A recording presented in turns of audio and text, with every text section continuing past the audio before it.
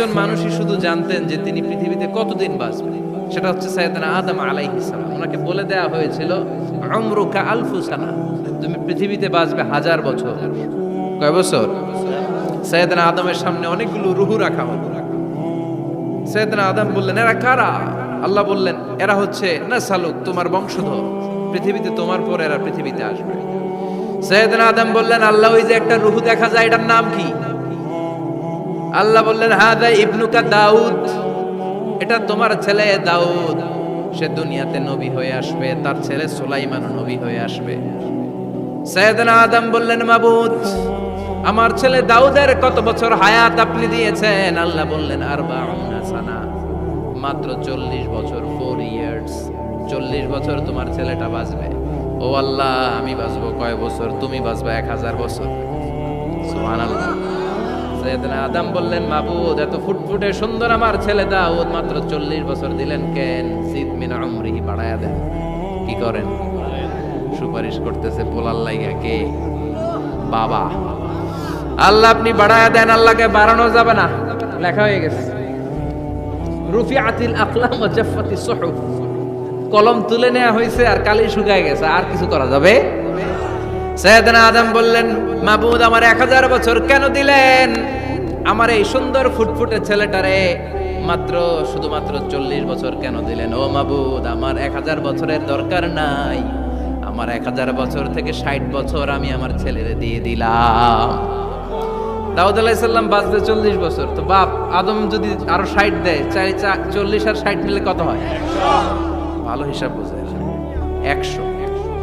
আর আদম আলাইহিস সালাম পেয়েছিলেন 1000 বছর, 60 কমে গেলে রইল কত? 940 বছর পৃথিবীতে থাকার পরে মালাকুল মাউত চলে এসেছে। কারণ এটা on time, the death will come on time, it never late, কখনো দেরি হয় না। আল্লাহ বললেন, লিকুল্লি উম্মাতিন আজালুন ফাইদা জাআ আজালুহুম লা ইস্তাখিরুনা সাআতান ওয়ালা ইস্তাকদিমুন।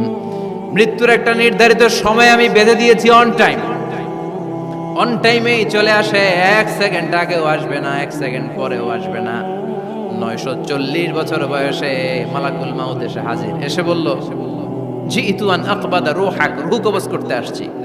আদম আলাইহিস সালাম বললেন, রূহ কবজ করতে আসছো মানে? আমি বাঁচবো 1000 বছর। কয় বছর?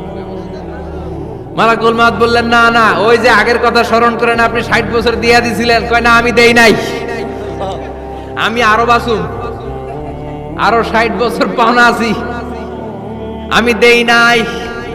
মালাকুল মাউত বললেন, আপনি দিয়েছেন। আদম বলে, দেই নাই। মালাকুল মাউত বলে, আল্লাহ ঘটনা দেখেন, দিয়া কয় দেই নাই। আল্লাহ কয়, থাক, কথা কইস না, আয়া বর। সুবহানাল্লাহ পড়েন। নাসিয়া আদম ফানাসিয়া বানু, ভুলে গেছেন উনি। আমরা ভুলে যাই, আমরা খেয়ে বলছি খাই নাই, নিছিলাম পকেটে, কয় নেই নাই। এরকম ডাকাইত আছে না নাই? নাসিয়া আদম ফানাসিয়া বানু, বিশ্বনবী বললেন, আদম ভুলেছে তো তার সন্তানরাও ভুলে যায়। জাহাদা আদম ফাজাহাদা যুররিয়াতু, আদম অস্বীকার করেছে, তার সন্তানরাও অস্বীকার করে। সেদিন থেকে আল কিতাব ওয়া শুহুদ, মানে লিখে রাখার সিস্টেম আর সাক্ষীর সিস্টেম চালু হয়েছে।